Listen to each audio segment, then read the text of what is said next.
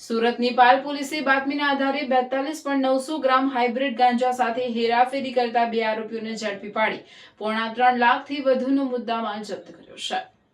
સુરત શહેરમાં નશાકારક પદાર્થોના વેચાણ અને હેરાફેરીને ડામવા માટે પોલીસ દ્વારા સઘન ઝુંબેશ ચલાવવામાં આવી રહી છે। આ સૂચનાઓના અનુસંધાને પાલ પોલીસ સ્ટેશનના ઇન્સ્પેક્ટર BA ભટ્ટના માર્ગદર્શન હેઠળ સર્વેલન્સ સ્ટાફ સતત પેટ્રોલિંગમાં હતો। આ દરમિયાન મળેલી બાતમીના આધારે પોલીસે પાલ વિસ્તારમાં ફોર્ચ્યુન મોલ ખાતે તપાસ હાથ ધરી હતી। તપાસ દરમિયાન પોલીસને ફોર્ચ્યુન મોલના બેઝમેન્ટ અને ગ્રાઉન્ડ ફ્લોર પરથી પ્રતિબંધિત હાઇબ્રિડ ગાંજાનો જથ્થો મળી આવ્યો હતો।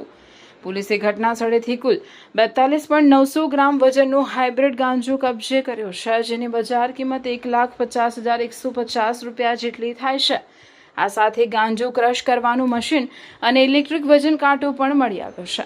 આ ગુનામાં સંડોવાયેલા 2 આરોપીઓને પોલીસે સ્થળ પરથી ઝડપી પાડ્યા છે। પકડાયેલા આરોપીઓમાં ચાહત નરેશકુમાર રાવલ રહેવાસી નાણાવટ સુરત અને લોકેશ ભોજક રહેવાસી જૈનનગર સુરતનો સમાવેશ થાય છે।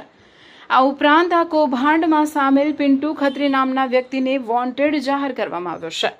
આરોપીઓ પાસેથી ગાંજા ઉપરાંત 2 મોબાઈલ ફોન અને 2 એક્સેસ મોપેડ મળી પોલીસે કુલ 2,80,850 રૂપિયાની મત્તાનો મુદ્દામાલ કબજે કરી પાલ પોલીસ સ્ટેશન ખાતે NDPS એક્ટની કલમ 8C20BA અને 29 મુજબ ગુનો નોંધી કાયદેસરની કાર્યવાહી હાથ ધરી છે।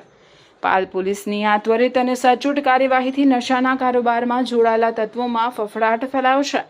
સુરત શહેરને ડ્રગ્સ મુક્ત બનાવવાની દિશામાં પોલીસની આ સફળતા શહેરની સુરક્ષા માટે ખૂબ મહત્વની છે।